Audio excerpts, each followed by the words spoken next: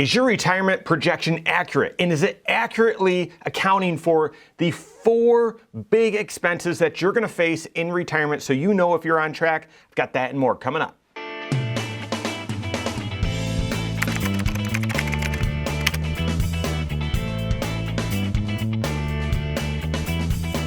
My name is Mike Bernard. I'm the host of the Wise Money Show. I'm also one of the certified financial planners right here at Korhorn Financial Group. Make sure you hit that subscribe button, turn on notifications, and smash that thumbs up button. All right, are you on track to retire? And how do you know? How do you have confidence in whatever your answer is? To me, that confidence comes from doing comprehensive financial planning and building that 5-factor retirement plan. Most people, and if you watch advertisements or listen to most financial advisors that don't really do planning, they're just enamored with how much do you have saved up? How much do you have saved up? That's important. That's important, but it gets way too much attention. It's important. You can't retire confidently unless you've saved up the right amount. But what's the right amount? It depends on the other 4 factors. There's 5 total. It depends on the 4 factors, the other 4 factors of your retirement, and especially spending. They're all of the 5 factors are important, but if I could kind of politic for one of them being the most important, it's how much you spend. Why? Because I've seen people not be able to retire successfully with a couple $1,000,000 saved up, and I've seen people retire successfully with a couple $100,000 saved up. I really have. The individual I'm thinking of, because it's so memorable, with just a couple $100,000 saved up, he said, I could live on night crawlers and pop, is basically what he said. I don't spend any money. I like fishing. I just have an easy life. Okay, great. Then yeah, we do the math. We run all the numbers, do the 5-factor analysis. Yep, you can retire. It fits. Most financial advisors, they focus in on the investments. They focus in on how much do you have saved up and aren't getting a full comprehensive view of, are you on track to retire? In order to retire, you need to have clarity and confidence, and then your CFP not only should be providing that, but should also be providing you the creativity, the things that you wouldn't think of on your own to come up with the right strategies to get there, how to get there safer, faster, that sort of thing. So when we're doing this planning work and we're working with new folks, or maybe they've worked with other advisors in the past, there's 4 big expenses in retirement that as people are preparing or planning, they often overlook these, or they just make a quick assumption and they really don't spend any time on it. Guys, these are enormous variables that you've got to make sure you're factoring into your retirement projection. The first is health insurance. In your retirement projection, retirement planning, are you accurately factoring in health insurance? And you might say, well, that's obvious. This is people's, their biggest concern when it comes to retirement is, what am I going to do for healthcare? I understand that. I understand it's a big concern, but when you're doing the actual planning work, have you factored in health insurance in that expense, in your expenses, in your what you'll spend in retirement? If not, or if you don't know, I wouldn't really trust the output of whether your plan is telling you accurately whether you're on track or not.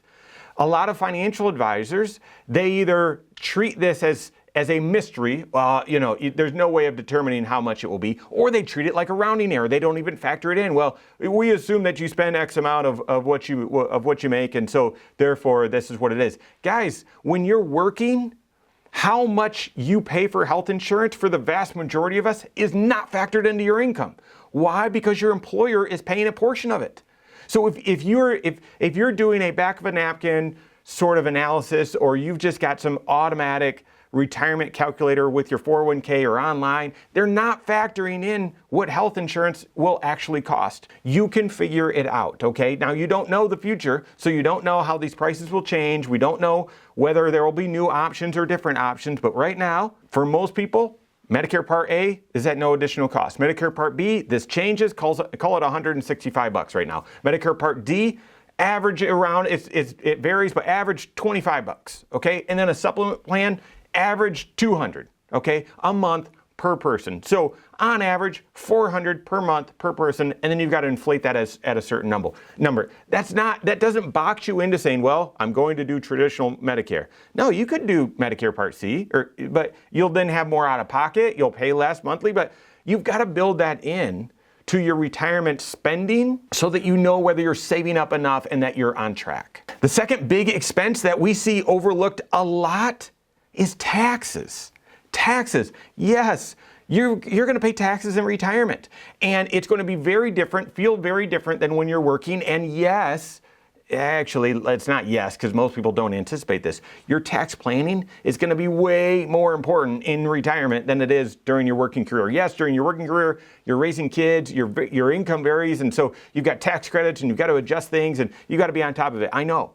That all of that and more exists when you retire as well. But most people don't factor in, most financial advisors don't factor in taxes in their retirement analysis. Or if you're doing an online calculator or something like that, they're typically not factoring in. They just assume, okay, you're going to spend 70% of what your pre-retirement income was, and we'll just put that in there. How much is going towards taxes in that assumption? If you spend 100 grand, okay, in retirement, your taxes, federal, and if you have state taxes as well, probably 15 grand. That makes it one of the largest expenses that you're going to face in retirement. And most people in their retirement plan, they're just not factoring that in at all. Not only do you need to factor it in, you then need to optimize it.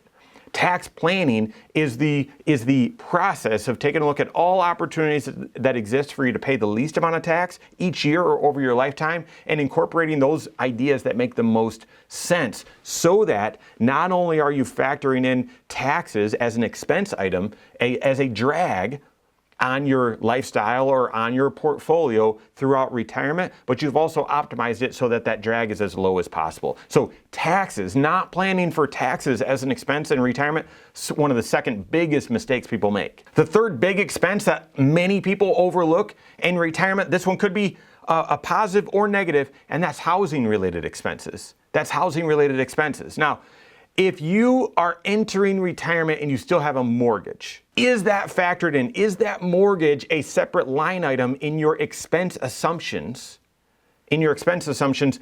for your retirement plan? Okay, is it? If it is, that could be good news, because what it means is in 7 years or in 10 years or whenever that mortgage is paid off, you're going to have less of a drag coming out of your portfolio. And that's an accurate way to reflect that in your retirement plan to make sure that you're planning appropriately. Okay, so that's one. But the second way to look at housing expenses to ensure that it's factored in your retirement plan is, well, is it possible you're going to downsize to a more expensive house? Is that your plan? A lot of people, they want to get rid of the tired old house that has all the grape juice stains and all the stuff from raising kids. They want a nice, clean, one-story home. Well, that means they're typically more expensive. And nice, clean typically is newer than what you have. And so it might be a smaller size, but it might be a bigger price tag. And if that's the case, and all of a sudden you're going to have a mortgage for 5 years in retirement, or you're going to take a chunk out of your retirement to make sure you avoid a mortgage, is that built into your retirement plan? And you might not know that, when you're age 50, you might not know that for sure.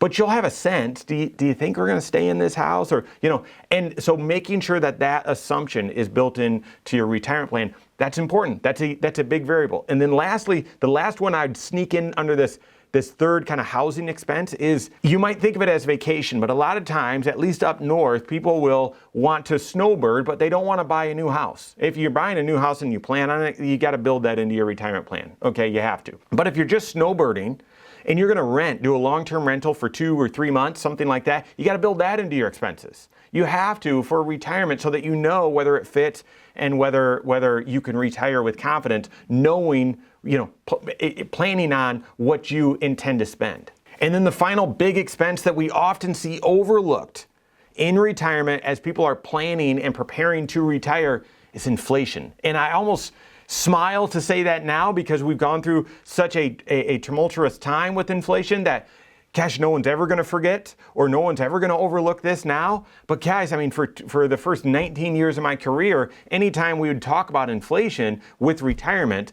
people would scoff, right? They'd say, no, I spend this much right now. So yeah, that's pretty, cute of you to forecast 15 years that I'm going to be spending this much. I just won't. No, that's inflation.